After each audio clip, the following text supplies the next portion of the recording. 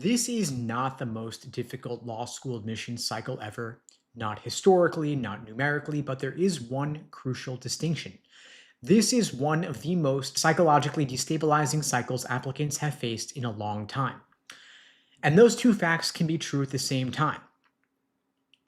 Difficulty is about the competition that you face, and stress is about uncertainty. And there is tons of uncertainty this cycle. Now, when applicants talk about competitiveness, they usually mean how it feels, how anxious they are, how long decisions take, and how many people online say they've been waitlisted. And that's normal, it's human, but it's not the definition. In admissions, competitive has a brutally and literally simple meaning. It's the number of law school applicants relative to the number of available 1L seats. That ratio determines how hard it is to get in. Everything else, waitlists, silence, delays, that's all a consequence of how schools manage risk. And here is the simple grounding fact. That ratio is not historically or uniquely extreme right now. The largest law school applicant pool ever was about 104,000 applicants nationwide, and that was decades ago. We are nowhere near that number today. On the enrollment side, the highest number of first-year law school seats ever filled was roughly 51,000. Again, not close to where we are right now.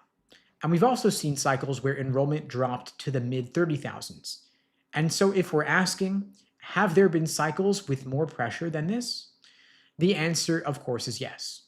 So the question really is, why does this one feel so bad? Now, there are several forces operating simultaneously, and they compound each other. And none of them show up cleanly in acceptance rate statistics. First thing to consider is that this is one of the slowest admissions cycles in decades. Schools are taking longer to review files, they're delaying committee meetings, and they're releasing batches of smaller decision batches. And so what that does is it compresses decision-making later into the cycle. Instead of earlier decisions, we're seeing earlier ambiguity, and we're seeing later movement.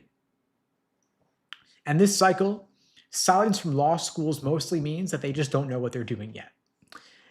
And waitlists are being used by law schools as a financial instrument. They're a budget hedge because the federal loan cap changes, the ending of the Grad Plus loans, that has altered applicant behavior in ways that schools did not fully anticipate.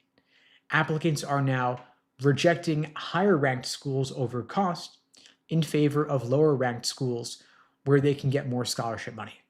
And they're negotiating harder for those scholarships. They're not just taking and accepting what law schools give them. And so law schools, in turn, respond defensively by waitlisting more applicants and outright admitting fewer students. So there's not so much clarity. There's just more institutional uncertainty overall. And then law schools, of course, are concerned about yield. How many students who are accepted to a school will ultimately choose to attend that school? And yield affects the rankings, it affects tuition revenue, and it affects class size targets. So admissions officers, because of all the financial uncertainty, they don't know who's going to walk away from them and reject the offer of admission over the debt they might take on, who's going to wait for better scholarship offers, and who's going to delay law school by a year. And so they slow down. Now, applicants will assume that if they haven't heard back, something must be wrong with the file. Am I definitely going to get rejected? And that assumption leads to mistakes. It's wrong to treat being waitlisted as an outright rejection. It's wrong to withdraw your application too early. And it's definitely wrong to accept an offer of admission without negotiating scholarships. Now, if the cycle were faster, if it were a normal cycle, then acting earlier would matter most. But in this cycle, you're actually rewarded over different traits and characteristics and behaviors. If you hold on to your leverage longer, if you negotiate scholarships harder, if you analyze the financial data better, you're going to have better outcomes. And if you can negotiate harder for the scholarships, if you can potentially benefit from later waitlist movement, you're also going to win. Now, this doesn't mean doing nothing, of course. It means you've got to stay responsive to law school communications. You've got to monitor their communication and be ready to act when there's an opportunity to act. And so this cycle is quietly favoring applicants who have strong numbers but modest school lists, applicants who are comfortable waiting into late spring and early summer, and applicants who prioritize financial value, not the prestige or the ranking of the school alone. But the cycle is going to hurt those who need answers fast and early. It's going to hurt you if you anchor your identity to a single outcome. In other words, if you get one-itis over a particular school. And if this were truly the hardest cycle ever, we would see an explosion in the number of applicants. We would see precipitous drops in acceptance rates, and we would see schools over-enrolling, in other words, accepting too many students out of fear. But we're not seeing any of that. We're just seeing a shift in the timing of when application decisions get rendered. And so the most competitive admission cycle ever likely happened decades ago, not in 2026. So this is not the hardest cycle ever. It is slower, of course. It's more waitlist heavy. It's more financially constrained. And all of that makes it more psychologically demanding. But chaos is not the same thing as difficulty. This is just a cycle where things are dragging on. It's resolving later than normal. And so you've got to keep that in mind as you're getting waitlisted, as you're not hearing back from schools for months and months. Of course, you can send letters of continued interest to express your interest in a given school. You can play hardball when it comes to negotiation. Do so politely, of course, but don't be afraid to go back and forth a couple of times. And know your value. If you have a stronger LSAT score, if you have a stronger GPA, if your numbers are above the medians of the schools to which you're applying, you're in a better position of leverage from which to negotiate scholarships, get better outcomes. And of course, your GPA is likely fixed at this point if you're a senior in college or a recent grad or an older grad, a non-traditional student, but your LSAT score is still the biggest number you can improve to have better leverage, whether you're still applying this cycle, or whether you're retaking it for more scholarship reconsideration, or you're applying maybe next cycle in the fall. And so if your LSAT score is not yet a done deal, if you're looking to improve your LSAT score for the best possible outcomes, to get into better schools, to get more scholarship money, I'm happy to help. I'm offering free LSAT tutoring lessons for everybody watching this now or later, a free private one-on-one LSAT tutoring lesson with me personally over Zoom video. You can book that free lesson with me at unpluggedprep.com/start. The link to book it is below this video on YouTube, pinned in the chat on YouTube, in my bio on TikTok and Instagram as well. Again, that's an open offer to anybody watching this now or later. I'm happy to meet with you personally, help you craft your plan of attack for whenever you're taking the LSAT, whether it's in April or June or August or beyond. Open offer. Happy to talk through your situation with you, looking at where you're currently scoring versus your goal score, to help you craft a plan of attack to reach your goal score on your time frame. I see Jazzy's asking here, do law schools favor students who are closer to stats if they are yield protecting? So I guess the question is, let's say that you are grossly overqualified for a given law school where you have incredible LSAT, incredible GPA, and you're applying to a really low-ranked school. The school is going to reasonably wonder, why would such a strong applicant want to go to our school in particular? Why would you not want to go somewhere better?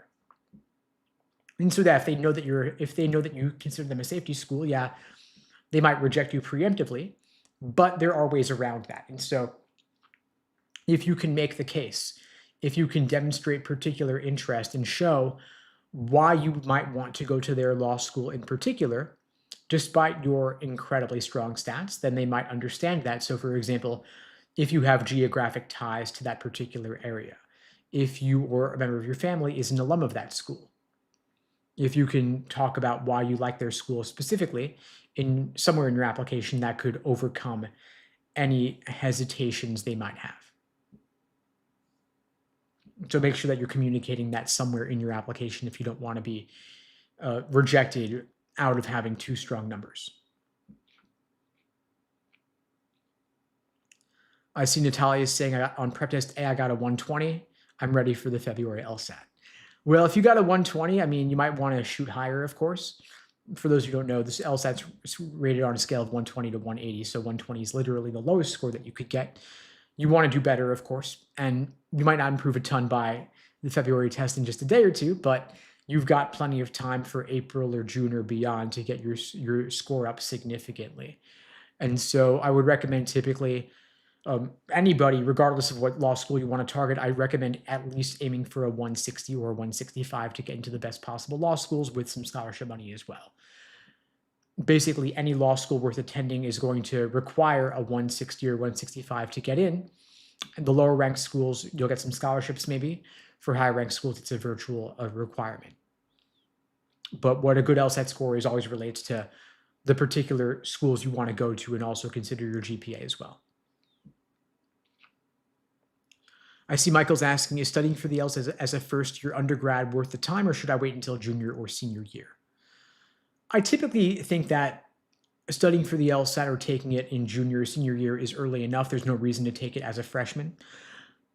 Freshmen typically change their minds a couple of times about what you want to major in, let alone what you want to do with your career. And so might be premature as a freshman. Instead, I'd say maybe focus on your undergrad GPA and enjoying college, exploring whether law school is right for you.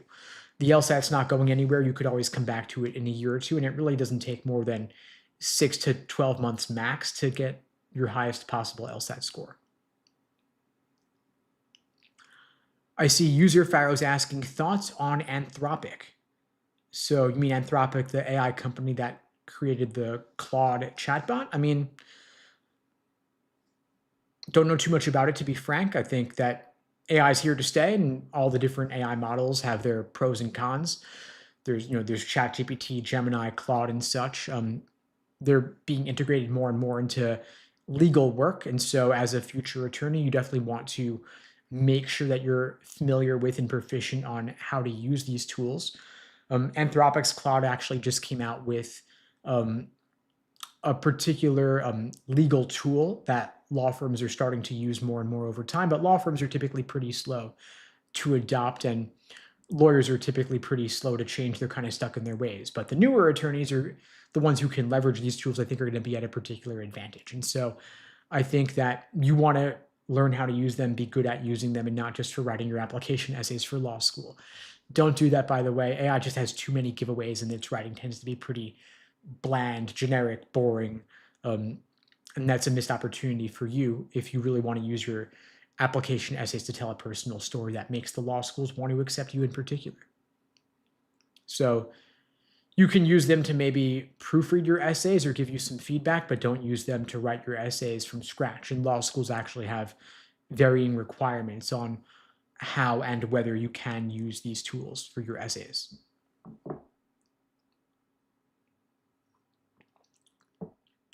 And by the way, you're definitely not going to be able to use those tools for your LSAT writing sample, which, for those who are not aware, is unscored currently, not factored into your LSAT score out of 180, but law schools are starting to look at those more and more because they cannot trust that you are the one who actually wrote your application essays. So it'd be another missed opportunity to let your writing skills atrophy and weaken. You want to make sure that you can still write clearly and concisely with good spelling, good grammar. The argumentative writing sample, you have 15 minutes to plan your essay and then 35 minutes to actually write it. And when you write it, you want to make it clear with an intro paragraph, couple of body paragraphs, and a conclusion paragraph as well. Give them a clear roadmap, a clear structure, topic, sentences, thesis statement. You're making your argument, be upfront about that, give a couple of reasons in favor of it, acknowledge the weaknesses of your argument, but still argue overall why you're choosing your viewpoint over the alternative. As simple as that. And they're not scoring it for now, but there are early indications that they will start scoring the writing sample in the next year or two. Recently, LSAC added a writing ability score to the score report on your LSAT account. Currently, that is a blank field, not filled in yet, but of course, they're not adding random fields to score reports for no reason. They're probably gearing up for including a writing score either this year or next year, but they'll announce that in advance when they're going to do that. I see a question here. JT Monique is asking, do you post your lives somewhere? Yeah, so all of the recordings of all of these lives are on the LSAT Unplugged YouTube channel. You can access them through the link in my bio on TikTok and Instagram. This live as well as all of the others going back several months now are going to be on there. And then on the YouTube channel, I have all my thousands of videos on there from the past 7.5 years or so. And so you can search the channel for any LSAT topic, any admissions topic, and you'll see plenty of videos on any potential topic you might be interested in. And by the way, folks, I do these lives every single weekday, same time, same place, 2 p.m. Eastern, 1 Central, 11 Pacific, here on YouTube, TikTok, Instagram, LinkedIn, wherever you happen to be watching this. If you find these helpful, by the way, please spread the word. The only way these lives grow is through word of mouth. I don't do any advertising for these, and the algorithm doesn't really boost them because they can't run ads during them. And so you're sharing this to your socials or sharing it on your Discord channels or subreddits, Facebook groups, group chats, really does make a difference. I do appreciate it. See a question from Carl asking, do softs matter as long as I'm getting a 170 plus? So the truth is that it's a lot better to have a 170 plus LSAT score and marginal softs than to have great softs and a low LSAT score. Law schools primarily care about your LSAT score, then your GPA, then everything else. And so softs, not a huge factor because they're not quantifiable. If you have them, definitely talk about them, but don't try to go out and just do stuff because you think it'll look good for law school, especially if you don't actually have your LSAT score in the bag yet. If you have your LSAT score secured above the 75th percentile of the schools that you're targeting, then sure, if you want to go get a legal internship or volunteer work on your resume, then sure, do it. But don't do that at the expense of the LSAT score. So when people ask me, should I go intern as a paralegal? I'm like, well, do you have your LSAT score yet? If not, it's a distraction and you're maybe just procrastinating from working on the LSAT, which would be the biggest needle mover for you.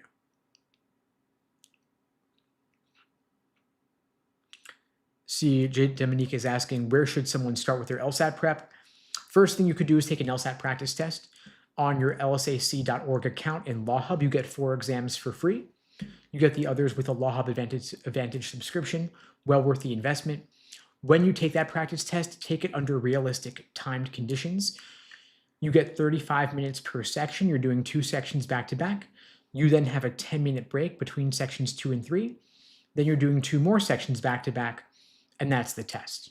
And whatever that diagnostic is, it is what it is. All it tells you is that you have not yet learned the language of the LSAT yet, but of course you can over time.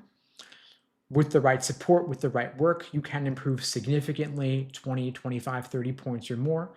Ultimately, your improvement is going to be a function of the amount that you study for the LSAT and the way in which you study. And so just taking test after test after test is a waste of your time because you're not learning from your mistakes. On the flip side, doing nothing but drilling questions by type without doing full exams is also a waste of your time because you're not properly simulating test day conditions. You can't just do 100 questions one by one and call them a full practice test because you're not testing pacing or endurance. You also can't do 4 sections on 4 consecutive days, then add them together and call that a practice test because it's not testing endurance. You got to do 1 full sitting, 2.5 hours to get a real gauge of where you're at. And even after you do that, you've also got to consider that students typically drop 5 to 8 points from their practice test to the actual exam. So you want to have a buffer in place. And that could be because of nerves or anxiety or a bad proctor or tech issues. Just knowing it's the real thing adds some additional stress, right? It's apples and oranges to take one in the comfort of your own home, knowing it doesn't count, versus being in a testing center or having some proctor watching you on a webcam where you can't even see them. So budget that additional buffer into place. If you truly want a 175 plus on test day, you definitely got to have your practice tests consistently above a 175 to reliably score well on test day. And if you want, say, a 165, you want your practice test to be above a 170 just so that you have that security in place. And if you find that your score is lower than you want it to be on that cold diagnostic, again, don't overly worry about it. Just know that you got some work ahead of you and use it as a benchmark from which to measure your later future progress. And so let's say hypothetically, your cold diagnostic is a 140 and you want to score a 170. Don't get discouraged. You can get there. I can't promise it'll happen overnight for those of you taking the LSAT tomorrow or Saturday, of course. Good luck, by the way. But if you want to improve 30 points, you want to give yourself at least a couple of months of serious studying. And you can, of course, get the Law Hub Advantage for the practice tests, but you also want to get some additional support as well, especially if you want a larger score increase. And that could be through an on-demand course or live small group classes or private one-on-one coaching. At LSAT Unplugged, by the way, we offer all of the above. We craft personalized programs considering your current score, your goal score, and your time frame. If you want to talk through what those options could look like, you can book a free LSAT tutoring lesson with me personally at unpluggedprep.com/start. Link is below the video on YouTube, pinned in the chat on YouTube, in my bio on TikTok and IG as well. Open offer for everybody watching this now or later. I see Bianca's asking, does having a master's have any weight on a law school application? Law schools will see that you have the master's degree. It's nice context, but they don't factor your master's GPA into their calculations. When it comes to calculating admissions decisions, every law school has what is called a law school admissions index, where they look at your LSAT score plus your undergraduate GPA. They give them each a certain weighting, and that essentially spits out your chances. Of course, they will see your application essays and your resume and letters of rec for context, but the process is largely numbers driven because LSAT and GPA go to the American Bar Association 509 reports, which in turn is where US News pulls their data from for inclusion in the law school rankings. So master's GPA, nice context, but not factored in to your chances specifically. And so if your undergrad GPA is terrible, but your master's GPA is great, the master's GPA will not offset the undergrad GPA.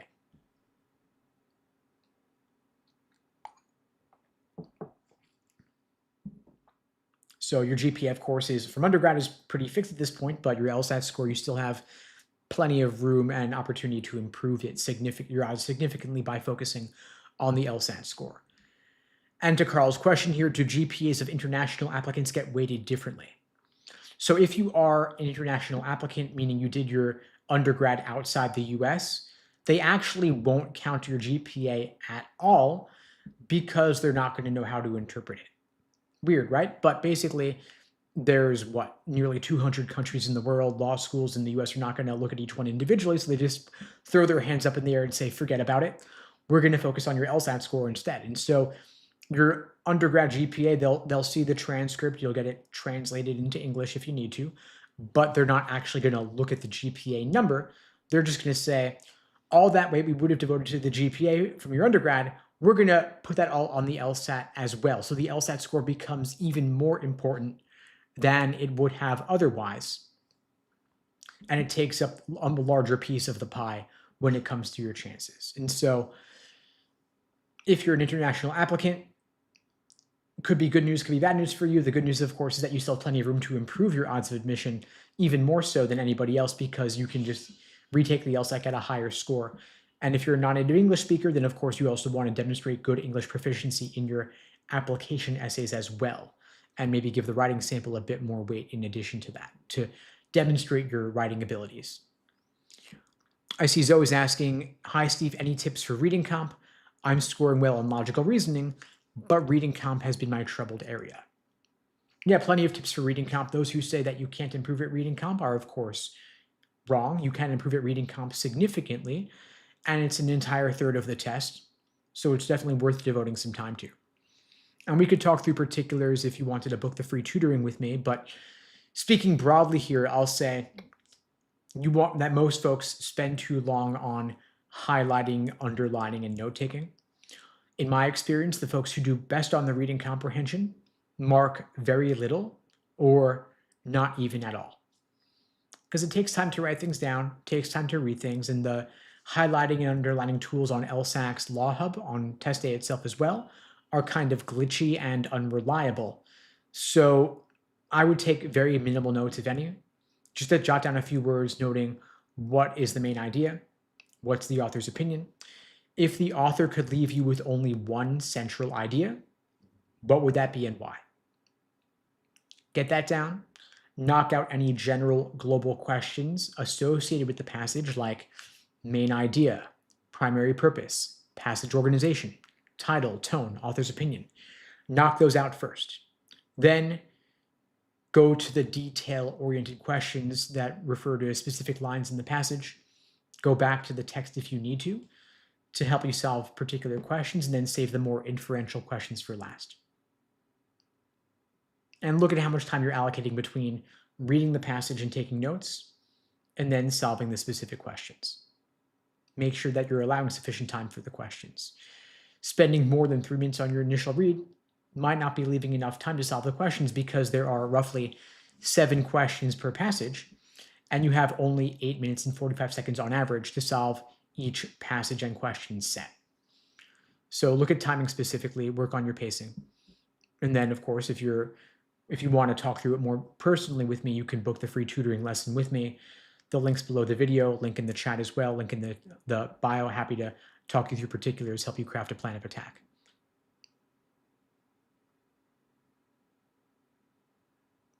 Just scanning through the chat here for more questions, folks. Keep them coming in.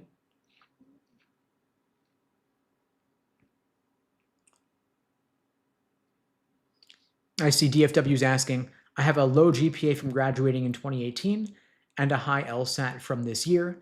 I'm a non-traditional first-gen student. Any advice? Okay, so you have a relatively lower GPA from, at this point, nearly 8 years ago. Good news is the longer you've been out of undergrad, the less that your undergrad GPA matters, and the more your LSAT score is going to matter. So in other words, they will discount your undergraduate GPA and devote a bit more attention to your LSAT score than they would have otherwise. And so my biggest advice for you to start would be to focus on the LSAT.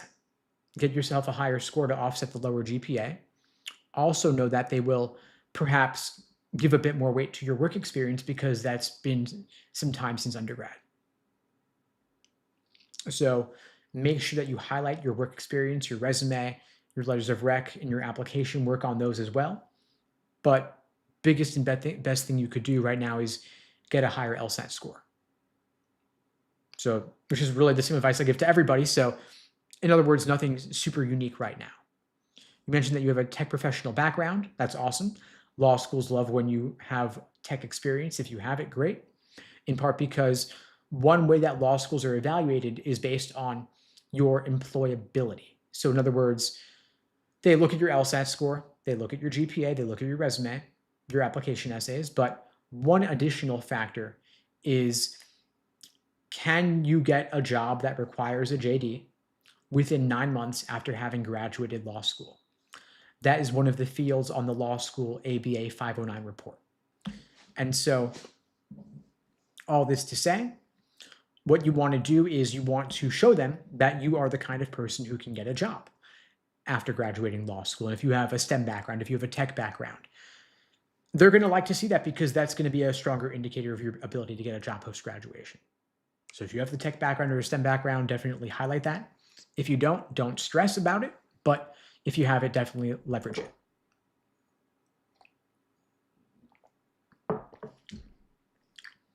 Back to reading comp, I see that Israel saying, I find it difficult to highlight and still do reading comp. It's too time consuming. Then don't. I mean, no one said that you have to highlight.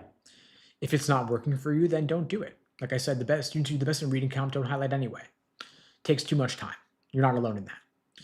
And one benefit of studying and doing practice tests now is that you figure out which techniques and strategies are going to work best for you.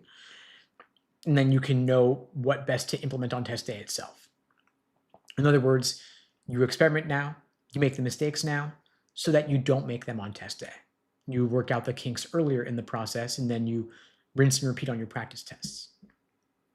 I typically recommend that you do at least 10 to 15 full-length practice tests before the big day, so that ideally test day itself will be like just another run-through, and you've done it all before, and you know which strategies work.